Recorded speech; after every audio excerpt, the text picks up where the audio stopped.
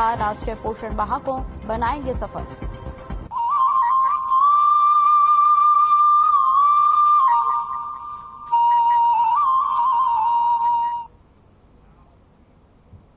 नमस्कार, स्वागत है आप सभी का उत्तराखंड की खबरों में। मैं आपके साथ निकिता कश्यप। बुलेटिन की शुरुआत करते हैं। अंकिता भंडारी को न्याय दिलाने के लिए कांग्रेस ने सीएम आवास का कूच किया है। वहीं आपको बता दें कि इस दौरान महिला कांग्रेस नेताओं ने मुंडन कराकर अपना आक्रोश व्यक्त किया। बताते चले कि कांग्रेस की महिला प्रदेश अध्यक्ष ज्योति रौतेला ने अपना सिर मुंडवाया है और सरकार पर गंभीर आरोप भी लगाए हैं। उनका कहना है कि अंकिता हत्याकांड को 1 साल पूरा हो गया है, लेकिन अभी तक वीआईपी का नाम उजागर नहीं किया गया है और न ही अंकिता को कोई न्याय मिल पाया है। वहीं कांग्रेस के प्रदेश अध्यक्ष करण मेहरा ने भी बीजेपी पर तीखे वार किए हैं। उन्होंने कहा कि सरकार आंख मीच कर बैठी है, लगातार महिलाओं पर अत्याचार हो रहा है, महंगाई बढ़ती हुई नजर आ रही है और बेरोजगारी भी अपने चरम पर है।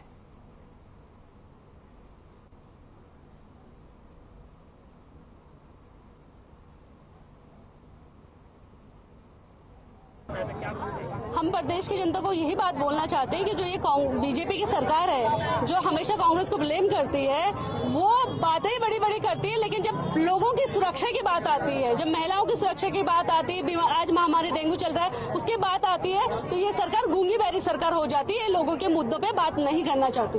लगातार करते रहे, सतत प्रयास है और महिला कांग्रेस इस बात को लेकर चिंतित है कि चाहे वो 772 केसेस रेप के इस प्रदेश में दर्ज हुए हैं, चाहे वो उत्तरकाशी में 4 SC/ST की महिलाओं का रेप हो, उनको अभी तक मुआवजा कंपनसेशन नहीं मिला हो, चाहे वो अंकिता मर्डर केस है, चाहे वो ममता मर्डर केस है, चाहे पिंकी मर्डर केस है, चाहे वो किरण नेगी मर्डर केस है, ये सारी घटनाएं ऐसी हैं जिसको देखकर लोगों को चिंता है, बेटियां सुरक्षित नहीं लग रही और इसीलिए ये आंदोलन की जरूरत पड़ी। जो सरकार ये कहती है कि कांग्रेस को भरोसा नहीं है न्यायालय पे, हम ये कहना चाहते हैं हमको न्यायालय पर पूरा भरोसा है। हमको भरोसा आपकी नीयत नहीं है, क्योंकि आपने सबूत मिटा दिए और न्यायालय में जो न्याय होता है वो सबूत के आधार पर होता है। आपने सबूत मिटा दिया, इसलिए तो पुलकित वीआईपी का नाम नहीं बता रहा। जैसे हाकम सिंह सबूतों के बिना छूट गया है, वैसे आप हो सकता है कल को पुलकित भी छूट जाए, तब न्याय अंकिता को कैसे मिलेगा, ये हमारे प्रश्न है, इसलिए हम आज घेराव करने लगे।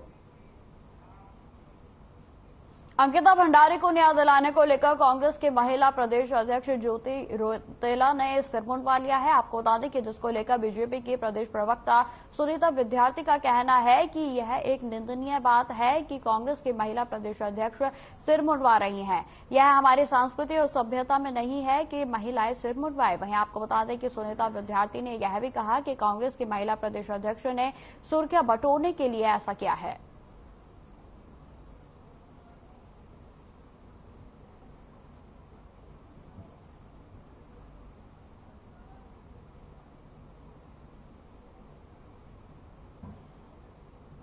देखिए, जिस प्रकार से हमें अभी कांग्रेस प्रदेश अध्यक्ष द्वारा जो इस तरीके का ये एक अशोभनीय और मैं कहूंगी कि जो निंदनीय कृत्य और अपरिपक्वता, नैतिक पतन की पराकाष्ठा और इस तरीके का जो इन्होंने ये कार्य किया है बहुत ही निंदनीय है।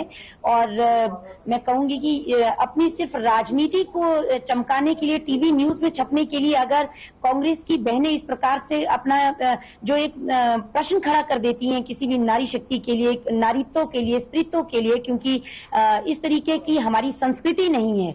और मैं कहूंगी कि ये बहुत ही निंदनीय कार्य उनके द्वारा किया गया है। और वैसे भी कांग्रेस इतने विभिन्न गुटों में बटी हुई है, प्रत्येक गुट इनका ये चाहता है कि हम ऐसा क्या करें, कैसे आगे बढ़े, कैसे हम छपे और कौन सा गुट आगे निकले। तो इनमें ये रेस लगी हुई है अपने वर्चस्व की। और मैं यही कहूंगी कि ये बहुत बड़ा आज जो इनके द्वारा ये कृत्य किया गया है बहुत ही अशोभनीय है।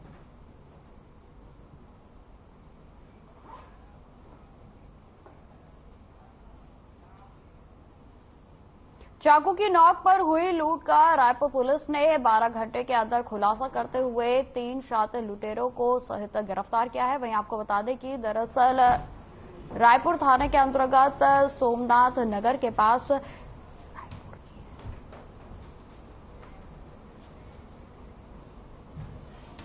तो आपको बता दें कि ये जो लूट की घटना है उसका अंजाम दिया गया है। लूट की घटना को संज्ञान में लेते हुए एसएसपी देहरादून ने थाना अध्यक्ष को तत्काल लूट की घटना का खुलासा करने का अल्टीमेटम दिया। वहीं आपको बताते चले कि एसएसपी के अल्टीमेटम के बाद थाना रायपुर की पुलिस में हड़कंप मच गया और इसके बाद घटना को गंभीरता से लेते हुए सैकड़ों सीसीटीवी फुटेज खंगालने के बाद पुलिस आखिरकार लूटकांड के मुख्य अभियुक्तों को तक पहुंचने में कामयाब हुई। वहीं आपको बताते चले कि पुलिस ने लूट की घटना में प्रयुक्त स्कूटी के नंबर प्लेट के आधार पर ऋषिनगर के रहने वाले आंसू रोहित और सौरभ को भी गिरफ्तार किया है।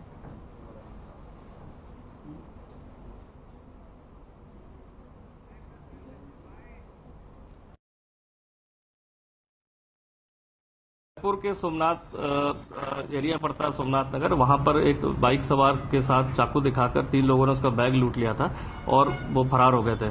इसमें समस्त सीसीटीवी फुटेज और उसके आधार पर उसमें संदिग्धों की पहचान की गई थी, जिसमें 3 लोग को गिरफ्तार किया गया जो लोकल ऋषि नगर के निवासी है। इसमें से एक रोहित जो है पूर्व में भी जेल जा चुका है और 4800 रुपए जो बैग में थे, अन्य जो दस्तावेज थे वो समस्त बरामद कर लिए गए हैं। साथ ही साथ तीनों अभियुक्तों को न्यायिक हिरासत में लेकर माननीय न्यायालय में पेश किया जा रहा है।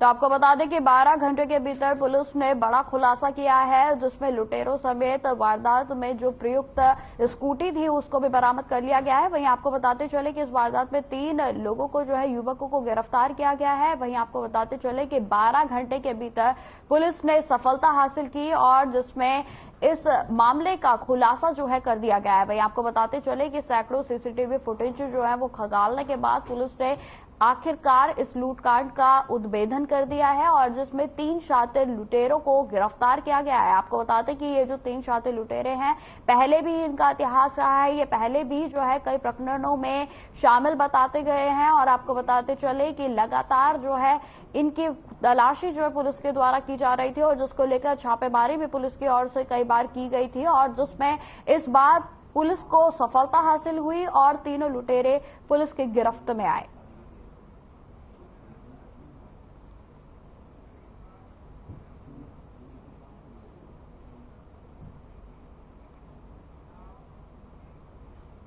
हरिद्वार में उदासीनाचार्य जगत गुरु भगवान श्री चंद्राचार्य महाराज की 529वीं जयंती के उपलक्ष्य में पंचायती अखाड़ा बड़ा उदासीन और पंचायती अखाड़ा नया उदासीन की ओर से संयुक्त रूप से बैंडबाजों और भव्य झांकियों के साथ शोभा यात्रा निकाली जाएगी। वहीं आपको बता दें कि शोभा यात्रा का शुभारंभ पतंजलि योग पीठ के महामंत्री आचार्य बालकृष्ण, अखाड़ा परिषद अध्यक्ष और पंचायती अखाड़ा के सचिव महंत रविंद्रपुरी महाराज करेंगे। वहीं बताते चले कि भगवान श्री चंद्र जयंती के उपलक्ष्य में दोनों उदासीन अखाड़ों में कई कार्यक्रमों का आयोजन किया जाएगा।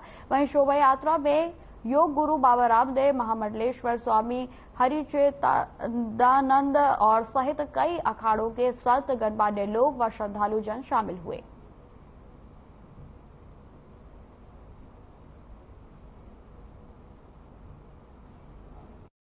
ये शोभा यात्रा श्री चंद्राचार्य चौक से प्रारंभ होकर शिव मूर्ति होकर के और शाम को कनखल में उदासीन बड़े अखाड़े में समापन होगा, जिसमें स्वामी रामदेव जी महाराज, आचार्य बालकृष्ण जी और स्वामी सतपाल जी महाराज और ब्रह्मसु ब्रह्मचारी जी और सतपाल ब्रह्मचारी जी और भी गणमान्य कई विधायकों के साथ में पूर्व विधायक संजय गुप्ता जी भी, महामंडलेश्वर रूपेंद्र प्रकाश जी और कई महामंडलेश्वर सम्मिलित रहेंगे। साथ में नए अखाड़ा के श्रीमान महंतगढ़ भी साथ रह कर के ही पूरी यात्रा में साथ रहकर सहयोग प्रदान करेंगे। ब्रेक के बाद फिर से स्वागत है आपका। बढ़ते हैं खबरों की ओर। पिछले साल की तरह इस साल भी बद्रीनाथ धाम में रिकॉर्ड तोड़ तीर्थ यात्री भगवान नारायण के दर्शन प्राप्त करने के लिए पहुंच रहे हैं। आपको बता दें कि अब तक भगवान बद्री के धाम में 13 लाख से अधिक तीर्थ यात्री दर्शन कर चुके हैं और अभी भी धाम में हजारों की तादाद में देश और विदेशों के हर कोने कोने से पहुंच रहे हैं तीर्थ यात्री। वहीं आपको बता दें कि तीर्थ यात्रियों का भी कहना है कि उन्हें नारायण धाम में आकर काफी अच्छा महसूस हो रहा है।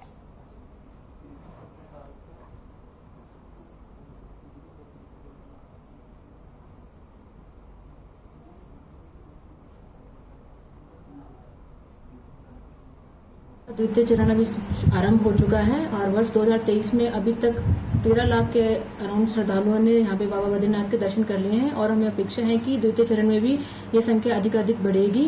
और क्योंकि बीच में कुछ समय के लिए आपदा से ग्रसित था क्षेत्र, अभी उसको लेकर के मरम्मत वगैरह की जा रही है। रूट्स वगैरह जो बाधित थे उनको खोल दिया गया है। हम समय समय पर पूरी टीमें सतर्क दृष्टि बनाए रखे हुए हैं और बाबा बद्री विशाल के दर्शन के लिए हम प्रार्थना करते हैं कि श्रद्धालु भारी संख्या में यहाँ आए और उनका आशीर्वाद प्राप्त करें।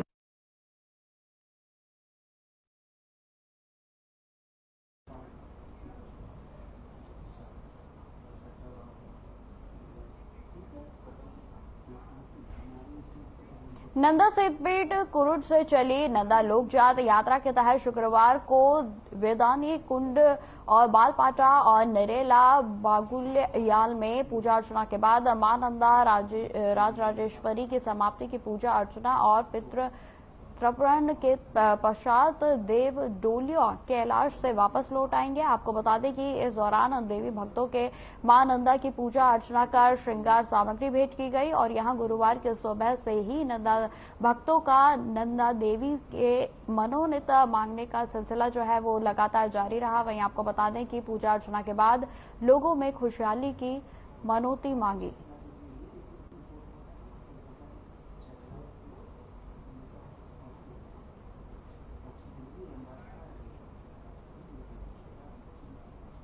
गांव में पहुंच चुकी है, लेकिन यहाँ शासन प्रशासन की जो रोड की व्यवस्था है, हमारे घेस बलान हिमनी बांग पिनाव या वहाँ से लेकर सब जगह जो भी हमारे बरसात में जो भी आपदा आई थी, अभी शासन प्रशासन ने यहाँ पे रोड की कोई भी व्यवस्था सुचारू रूप से की नहीं है। जैसे कि तैसे गांव वासियों ने अपनी व्यवस्था करके राजात की डोली ऊपर निकाली है। यहाँ पे हम छोटियां गाड़ियों के लिए कोई भी यहाँ मतलब रोड अभी वो नहीं हो रही क्या। यहाँ पे प्रेजेंट टाइम पे अभी वाण गांव में है, लेकिन मैंने यहाँ पे शासन प्रशासन के किसी व्यक्ति या शासन की तरफ से कोई यहाँ पे सुविधा या व्यवस्था अभी तक नहीं देखी गई। ब्रेक के बाद स्वागत है आपका। बढ़ते हैं खबरों की ओर। शहर में अब तक डेंगू के 1 दर्जन मरीज मिल चुके हैं। हालांकि सभी स्वस्थ हो चुके हैं, लेकिन आपको बता दें कि नगर स्वास्थ्य अधिकारी डॉक्टर अमरजीत साहनी ने डेंगू बीमारी और स्वास्थ्य विभाग की तैयारियों को लेकर बातचीत की। उन्होंने बताया कि प्लेटलेट्स कम होने की वजह से डेंगू होना जरूरी नहीं है। डॉक्टर अमरजीत साहनी ने यह भी बताया कि अक्सर केवल प्लेटलेट्स कम होने से यह मान लिया जाता है कि मरीज को डेंगू है, लेकिन बिना जांच के ऐसा मानना गलत है। मौसम की वजह से कुछ लोग निजी अस्पतालों में प्लेटलेट्स की जांच करवा रहे हैं और प्लेटलेट्स डाउन होने की रिपोर्ट से लोग डेंगू पॉजिटिव मानकर भ्रमित हो रहे हैं। डेंगू का टेस्ट अलग तरीके से होता है, इसलिए जब तक सही और विश्वसनीय जगह से डेंगू का टेस्ट पॉजिटिव न आए तब तक डेंगू बीमारी से ग्रसित मानना गलत है। राजकीय चिकित्सालय से डेंगू के टेस्ट की समुचित व्यवस्था है।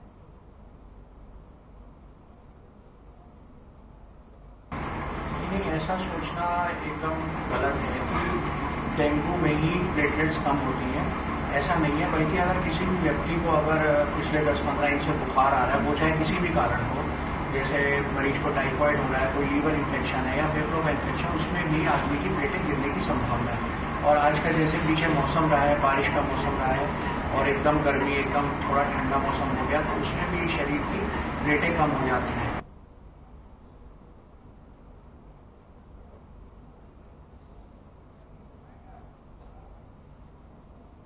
फिलहाल इस बुलेटिन में इतना ही। खबरों की और भी जानकारी के लिए बने रहे हमारे साथ। नमस्कार।